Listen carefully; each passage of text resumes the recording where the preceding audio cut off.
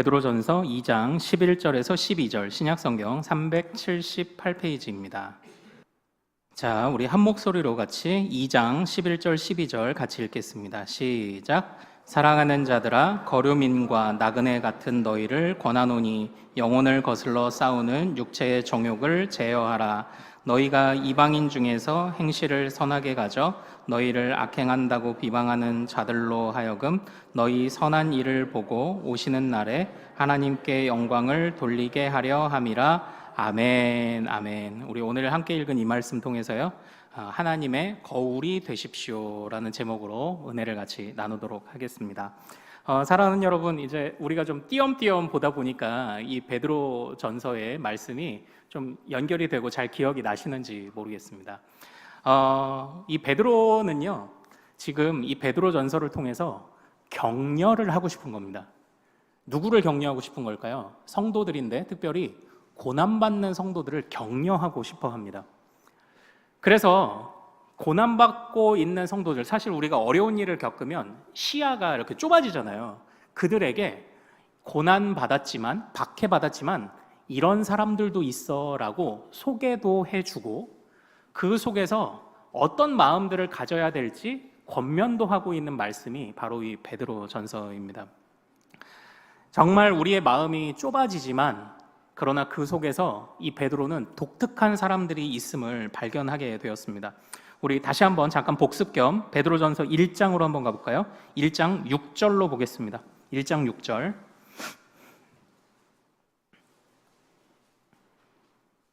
베드로전서 1장 6절.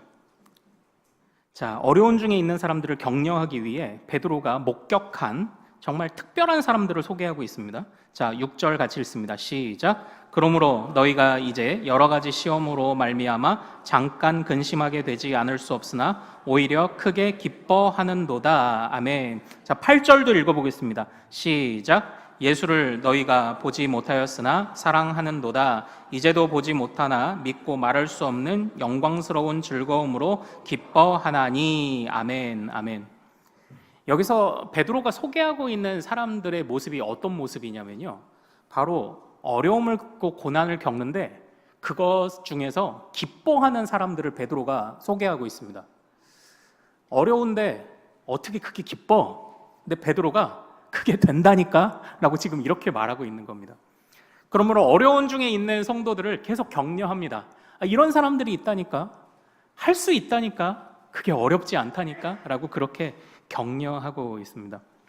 그런 사람들이 그런 마음을, 어려운 중에도 정말 이 기뻐함을 가지게 된 것, 자유함을 가지게 된 것은요, 사실 거저된 것은 아닙니다. 그들이, 기억나시죠? 신령한 젖을 사모했기 때문에 그것이 가능했다, 이렇게 기록하고 있죠. 그 신령한 젖은 무엇이었습니까? 말씀의 젖이었어요. 말씀의 젖. 신령하다라는 신령이라는 단어는 로고스에서 파생된 로기콘이라는 단어고, 그래서 말씀의 젖을 사모한 사람들은 말하자면 불일치예요. 아니, 힘든데 왜 기뻐? 어려운데 왜 자유로워? 이 불일치를, 말씀의 젖을 먹는 사람들은 그 비결을 깨닫는다는 겁니다. 그러므로 너희도, 우리도 같이 해보자고 격려하고 있는 말씀이 바로 이 말씀이에요. 그리고 그 사람들을, 어려움을 겪는 사람들을 격려하며 이 모진 박해와 고난을 견디게 만들 뿐만 아니라 조금 더 나아가서 하나님이 그들을 향하여 가지고 계신 근본적인 데까지 그들을 성장시키려는 이 바울의 의도도 드러납니다. 그래서 그 베드로의 의도도 드러납니다. 그래서 야, 이렇게 색다른 삶을 사는 사람들이 있다니까? 너희도 말씀의 젖을 먹으면 할 수 있어. 그리고 그 말씀의 젖을 먹고 그냥 내가 견딜 수 있거나를 뛰어넘어서 너희를 택하신 족속이요, 왕같은 제사장이요, 거룩한 나라 삼으신 하나님의 의도와 뜻답게 너희도 좀 거기까지 같이 한번 성장해 보자고 그렇게 격려하고 있습니다. 지금까지 잘 견뎌왔고 앞으로도 한번 이 길을 포기하지 말고 잘 함께 가보자고 그렇게 격려하고 있어요. 여러분들 그 이전에 그런 광고가 혹시 기억나시나요? 그 사이다는 뭐니 해도 어디 사이다가 제일 맛있죠? 칠성 사이다. 미국에는 스프라이트가 제일 인기래요. 그런데 그 사이다가 유독 아무도 꺾지 못했던 나라가, 스프라이트가 꺾지 못한 나라가 우리나라래요. 칠성사이다가 너무 건재해서. 이전에 칠성사이다가 광고를 백두산 천지에 가서 찍고 온 적이 있어요. 그래서 자기들이 이제 맑은 것, 코카콜라처럼 색소 안 넣고 우리는 맑다를 강조하기 위해. 그런데 이거 여담이지만 그거 아세요? 펩시콜라는 칠성사이다가 만들고 있는 거 아십니까? 네, 칠성사이다 광고를 우리는 맑다 하면서 백두산 천지에 가서 찍었는데, 그때 광고 문구가 무엇이었냐면 이것이었습니다. 어느 것이 하늘빛이고 어느 것이 물빛인가. 이게 무슨 의미인지 아시겠어요? 천지에 맑게 개인 날에 이 천지 물에 하늘이 비친 거예요. 그래서 이거 어디가 하늘이고 어디가 물이야 구분할 수 없을 만큼.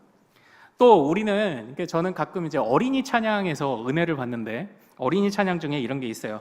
맑은 호수 거울처럼 저 산 비추듯 나의 모습 거울처럼 예수님 비춰.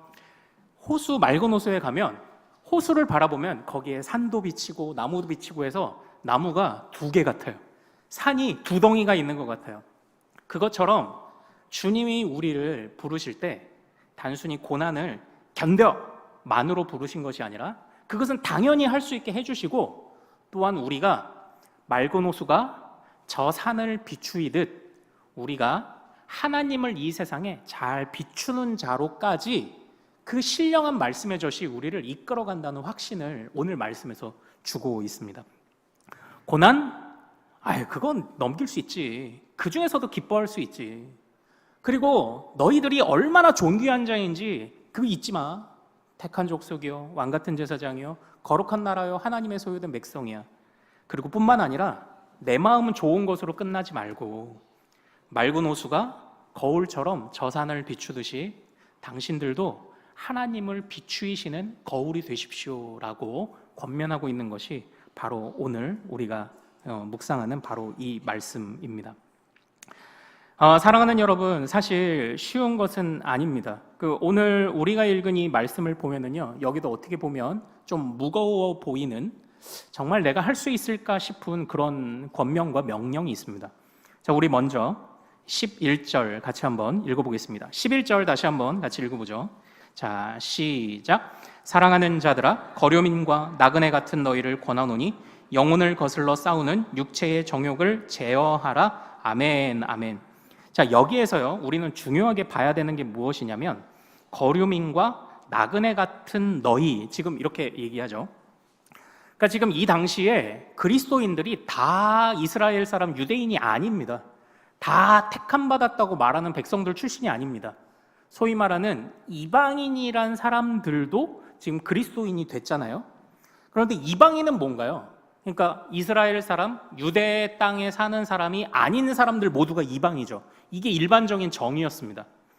그런데 오늘 이 말씀에서는요, 이 베드로가 이방인들에 관해서 새롭게 정의를 내리고 있어요. 이방인 중에 어떻게 정의를 내리고 있냐? 우리 12절도 한번 같이 읽어보겠습니다. 자, 같이 읽습니다. 시작. 너희가 이방인 중에서 행실을 선하게 가져 너희를 악행한다고 비방하는 자들로 하여금 너희 선한 일을 보고 오시는 날에 하나님께 영광을 돌리게 하려 함이라. 아멘, 아멘. 여기에서 등장하는 이방인의 기본적인 정의는 유대인이 아닌 사람이에요. 하지만 베드로는 조금 다르게 이해하고 있어요. 거류민과 나그네 같은 너희들아, 너희가 이방인 중에서 너희들은 이방인이지만 그러나 그 중에서 행실을 선하게 가진 너희들은 더 이상 이방인이 아니라는 겁니다. 그러니까 그냥 피부 색깔, 어디 출신이냐 이런 것을 가지고 이방인이냐 아니면 하나님의 백성이냐를 구분했지만, 우리 사도 바울은, 베드로는 다른 기준을 말하고 있습니다. 그거 단순히 피부 색깔로 구분하는 거 아니야. 그거 단순히 출신으로 구분하는 건 아니야. 그 사람의 행실로 구분하는 거야.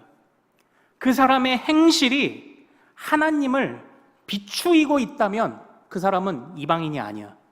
그 사람은 진짜 하나님의 백성이야. 지금 이 이야기를 하고 있습니다.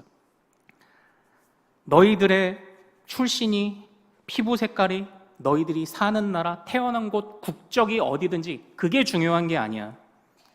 너희들이 정말 하나님을 비추이고 있다면 당신들은 더 이상 이방인이 아니다. 지금 이 이야기를 하고 있는 겁니다. 그러므로 이 말씀은 우리에게 거룩한 부담을 주죠. 우리는 하나님 앞에서 온전한 행실로 살아가야 합니다. 하나님 앞에 온전한 행실로 살아가야 합니다. 특별히 11절에서 뭐라고 말합니까? 육체의 정욕을 제어하라고 말합니다. 사랑하는 여러분, 육체의 정욕은 어떻게 제어할 수 있을까요? 이걸 해야지 우리가 정말 하나님의 백성이고, 이걸 해야지 우리가 정말 다른 사람에게도 모범이 되는, 귀감이 되는 정말 하나님의 백성이거든요. 그러면 우리는 어떻게 이 육체의 정욕을 제어할 수 있을까요? 어떻게 제어합니까? 어떻게 제어하죠? 그러니까 사실 이게 쉽지는 않습니다. 그런데 이 제어하다라는 이 표현이요, 이제 우리가 제어하다 이렇게 되어 있지만, 그래서 내가 내 마음을 다스리다 이러잖아요. 그런데 이게 원래 오리지널 그냥 근본적인 뜻은 뭐냐면요, 피하다입니다. 피하다. 그러니까 이렇게 말하는 것 같아요. 육체의 정욕을 제어하라 하면은 좀 부담스럽죠. 그런데 사도 베드로가 이렇게 말합니다. 육체의 정욕이 생기거든 피해버려라. 이건 할 수 있을 것 같죠. 그런 상황들이, 애매한 상황들이 오고 마음이 요동치는 상황이 되면 피해버려라, 이렇게 이야기를 합니다. 여기서 이 분리되다, 떠나다, 피하다라는 이 단어는요, 정말 완전한 떠남을 말해요. 그러니까 하나님에게서 완전히 멀어졌다 말할 때, 그때 사용하는 단어가 이 표현입니다. 그것처럼 하나님과 멀어진 자에게 구원이 없듯이, 하나님과 멀어진 자가 존귀함을 받지 못하듯이, 그런 정도로 아예 상관없는 정도까지 너희의 육체의 정욕이 생기거든 피해버려라. 지금 이렇게 권면을 합니다. 그래야 너희가 정말 참된 하나님의 백성이고, 뿐만 아니라 너희가 그런 모습으로 비추이는 모습을 통해 마지막 날에 다른 이들이 하나님을 부르짖게 될 것이다 라고 이렇게 말합니다. 사랑하는 여러분, 한편으로 우리 이 베드로의 이 모습은요, 그러니까 우리에게 격려도 주고 또 부담도 줍니다. 그러나 그 부담이 전혀 못할 것이 아니라 할 수 있다고도 우리에게 말씀을 합니다. 자, 그런데 이제는 우리가 이것을 그럼 삶에서 어떻게 구체적으로 실천할 것인가에 관해서 좀 생각을 해보아야 할 필요가 있는 것 같습니다. 우리는 어떻게 육체의 정욕이 떠오르는 때에 피해버릴까? 그러면 정말 우리가 이 세상의 속세를 다 떠날까요? 산속에 들어가야 합니까? 참 쉽지가 않습니다. 이 떠난다는 것이 무엇인가? 어떻게 해야 되나? 알 듯 말 듯 합니다. 그러나 이 사도 베드로는요, 우리에게 그래도 좀 힌트를 주는 부분이 분명히 있는 것 같습니다. 이것이 우리가 혼자 싸우는 싸움이 아니라는 것을 항상 기억하라고 말하죠. 이어져 오는 흐름 속에서 바로 우리로 하여금 떠나야 되는데, 피해버려야 되는데 그것이 우리의 힘으로 안 된다고 말합니다. 그래서 한결같이 베드로가 말하는 것은요, 신령한 말씀이 당신을 인도하게 하십시오. 항상 이 이야기를 하고 있는 것입니다. 사랑하는 여러분, 우리는 이제 이러한 모습들을 교회와 가정 안에서 보여야 합니다. 교회와 가정 안에서 내가 주님을 반사하는 거울과 그리고 주님을 반사하는 맑은 호수가 되어야 합니다. 이전에 참 살인자였던, 박해하던 사도 바울을 먼저 손 내밀어 준 교회가 있죠. 그 교회는 안디옥 교회입니다. 이 안디옥 교회 교인들은요, 이방인들이 많았어요. 하지만 더 이상 그들은 출신으로 이방인 취급을 받지 않는 그런 교회였습니다. 이 안디옥 교회가 얼마나 대단하냐면, 그 변화됐다는 사도 바울의 소식을 듣고 그를 데려오죠. 바나바가 그를 데려오는데, 뿐만 아니라 사람들이 이 안디옥 교회를 보며 그리스도인이라고 비로소 부르기 시작했다고 성경은 기록합니다. 그러니까 이 안디옥 교회는요, 특이한 거예요. 이 기독교인이다, 그리스도인이다라는 이 말이 사실은 조롱의 표현이었대요. 아유, 저 예수쟁이들. 그런데 그것을 잘 뜯어보면은요, 뼛속 깊이 예수쟁이인 거예요. 그러니까 누가 봐도 부인할 수 없는. 그러다 보니까 자꾸 특이한 일을 합니다. 어떤 특이한 일을 했죠? 사도 바울을 받아줬어요. 세상에나 박해자이고 핍박자였던. 근데 그를 통해서 이 바나바도 그곳에서 목회를 하면서 굉장히 교회를 잘 이끌었지만, 그러나 바나바는 선교에 있어서는 우리가 이제 누구를 도와주시는 분들을 교회에서 바나바라고 이렇게 표현하기도 하죠. 선교에서만큼은 자기가 머리가 되지 않았습니다. 사도 바울을 머리로 내세웠죠. 왜냐? 그에게 주신 하나님의 은사가 전도의 은사는 더 크니까. 이것처럼 이 안디옥 교회는 정말 특이한 교회였습니다. 그들이 하는 모든 것이 다 하나님을 반사하고 하나님을 비추이는 그런 모습이었습니다. 그것처럼 우리 교회도 그런 모습이 나타나야 하지 않겠습니까? 우리 교회도 지금은 어려운 일이 있어 끙끙대겠지만, 그러나 그 속에서도 주님이 우리에게 기쁨을 주신대, 신령한 말씀을 먹으면 가능하대라는 것을 신뢰하며 변함없이 하나님 앞에 엎드리고, 또 그냥 나 하나만 추스릴 줄 알았는데 하나님이 은혜를 한량없이 부어주셔서 우리로 하나님을 비추이게 하는 데까지 이끄시고 나갈 것을 우리가 확신하는 그런 교회가 그런 교회가 되어야 하지 않겠습니까? 그런 부분에서 우리는 참 많이 고민해야 됩니다.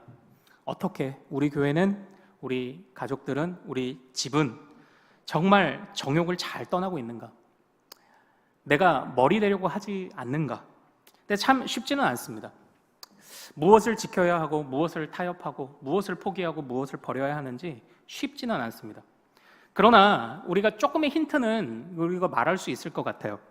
어쨌든 우리가 이렇게 우리의 선한 행실을 보이기 위해서, 그러면 누군가를 가르치기도 하고 권면을 하기도 해야 하지 않습니까? 그러나 제가 지난주에 부탁드렸던 것처럼 그런 권면을 해야 되는 상황이 오면요, 권면하십시오. 그리고 같이 도와주십시오. 여러분들 마라톤을 해보시는 분들은 아시겠지만 이게 참 쉽지 않잖아요. 그런데 마라톤도 홀로 싸우지 않습니다. 러닝 메이트라고 하는 사람 또는 페이스 메이커라고 하는 사람들이 일정 부분 같이 뛰어줘요. 그래서 그 사람과 함께 가면서 그 긴 거리를 참아내요. 세계에 유명하다는 그런 선수들도요, 다 완주할 정도는 아니지만 한 중간까지는 같이 가줄 수 있는 페이스메이커를 항상 팀으로 같이 움직입니다. 이게 혼자가 쉽지 않거든요. 우리의 인생도 마라톤과 같기 때문에, 그러므로 우리에게는 함께 뛰어줄 러닝메이트가 필요합니다. 함께 우리를 발맞춰줄 페이스메이커가 필요합니다. 그런 점에서 우리가 교회 안에 서로 좋은 귀감이 되십시오. 조언하십시오. 그리고 함께 자라갈 수 있도록 함께 고민하십시오. 그러나 그것이 말만 나와서는 절대 우리는 이 정욕, 이게 말을 하는 것으로 끝난다면요, 그냥 나는 옳은 일을 한 것 같고 옳은 말을 한 것 같지만, 그러나 그 속에 은근히 내 자랑이 들어가기가 쉽습니다. 그러나 그 권면을 하고 발벗고 나서서 함께 도와주다 보면은요, 어느덧 주님이 우리를 함께 만들어 가시는 것이 느껴지기 시작할 거예요. 그래서 러닝메이트가 되어라, 페이스메이커가 되어라, 도와줘라. 우리가 이것만 기억해도 사실 어느 공동체든지 하나님 앞에서 정말 정욕을 피하고 제어할 뿐 아니라 어느 누구에게든지 하나님을 비추는 그런 공동체가 될 수 있을 것이라고 생각을 합니다. 사랑하는 여러분, 우리가 사는 시대는요, 굉장히 급변하고 있습니다. 그래서 조금 더 우리가 유연해질 필요도 있는 것 같아요. 근데 사실 교회가 어려운 점이 뭐냐면, 지켜야 할 것이 있는데 또 지킨다고 지키다가 변화하지 못하면 또 어려움을 겪거든요. 이게 교회의 어려움입니다. 그런데 더 어려운 것은 뭐냐면, 우리가 사는 시대는 너무 빨리 변한다는 거예요. 우리나라 요즘 경제를 판단하시는 분들이 그런 얘기를 하더라고요. 우리나라가 정말 눈에 띄는 발전을 했지 않습니까? 근데 우리나라가 혼자 하지 않았습니다. 이미 산업혁명 이후로 200~300년 동안 외국에 있는 사람들이 겪었던 우여곡절 속에서 이렇게 하면 발전하고 성공하더라를 한 50년에 압축해서 갔기 때문에 우리나라가 발전했다고 이야기를 합니다. 우리나라도 똑같이 시행착오를 겪었으면 이렇게 단기간에 발전할 수 없어요. 다시 말하면 모델이 있고 샘플이 있었다는 겁니다. 그래서 우리나라가 그렇게 그래도 비교적 무난하게 따라올 수 있었다고 말합니다.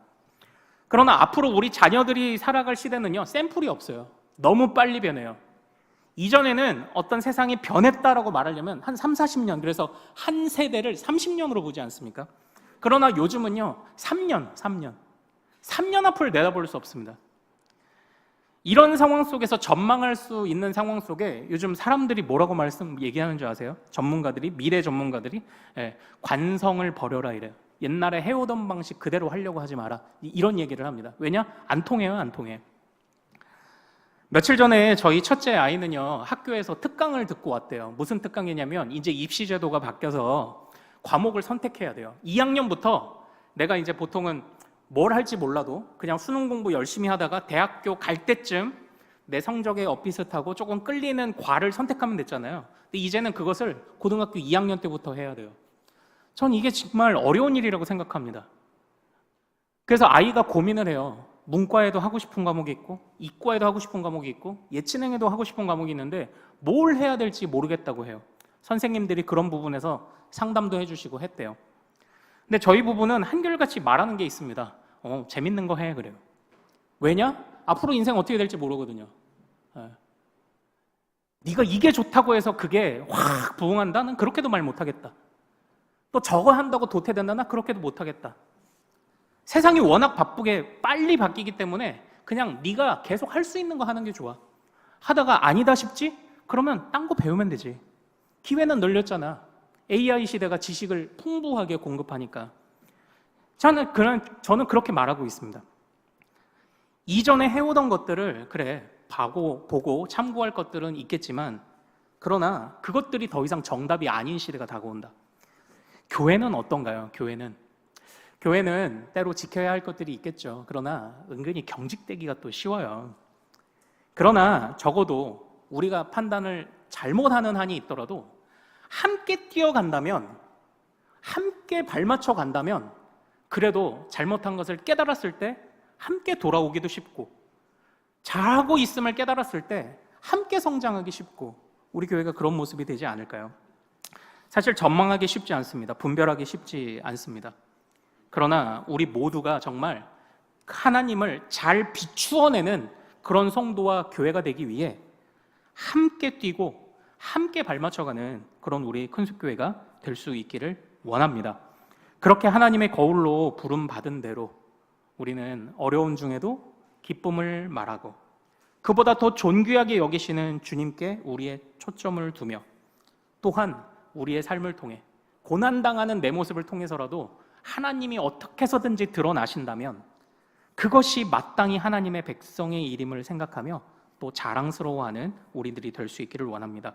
이를 위하여 함께 달려가고 함께 발맞춰 걸어가는 우리 큰숲교회가 될 수 있기를 소망합니다. 자, 우리 같이 좀 찬양하고 기도하기를 원해요. 우리 베드로 사도는 지금 현실의 이야기를 자꾸 하고 있습니다. 단순히 먼 미래만, 천국이 있기 때문에 버텨라를 말하지 않고요, 이 현실을 잘 소화하며 사는 사람들이 있다, 잘 소화하며 사는 공동체가 있다고 말하고 하며 우리를 권면합니다.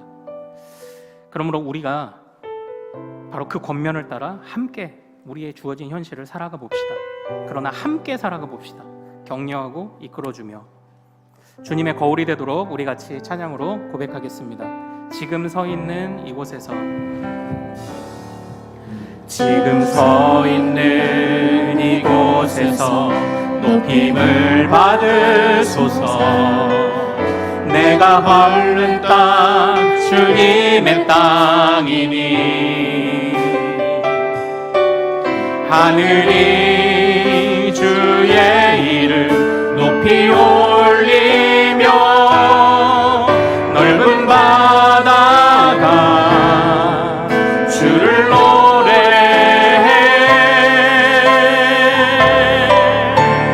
모든 만물 주를 경배해. 모든 입술 주를 찬양해.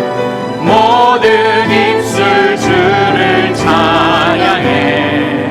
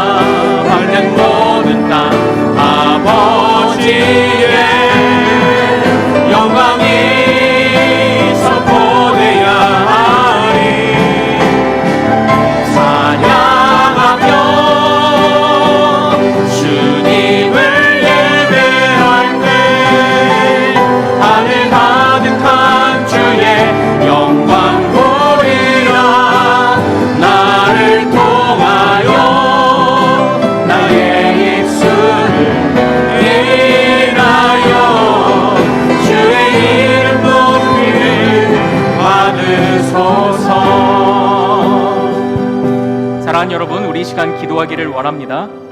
주님을 이 세상 가운데 비추어내는 맑은 호수요 거울 같은 우리가 되기를 소망합니다. 이를 위하여 우리 개인에게 명령한 것이 있습니다. 정욕을 피하라, 제어하라, 피하라. 동의서에서 먼 것처럼 피해버리라. 그리고 공동체에게는 권면합니다. 함께 가라, 같이 가라, 발맞춰 가라. 그를 통해서 나 개인이, 우리 공동체가 주님을 반사해내는 정말 맑은 거울이 될 수 있도록, 수정과 같은 맑은 거울이 될 수 있도록 하나님 인도하여 주시옵소서. 우리 교회를 통하여, 그리고 나를 통하여 정말 이 땅이 하나님 은혜 입고, 또한 이 땅이 깨닫고, 하나님 우리가 살아가는 일상이 하나님이 기뻐하시는 일상이 되도록 도와주옵소서. 자, 우리 주여 이름 같이 한번 부르며 주님의 참된 거울이 되도록 우리 주여 한번 이름 부르고 기도하겠습니다. 주여!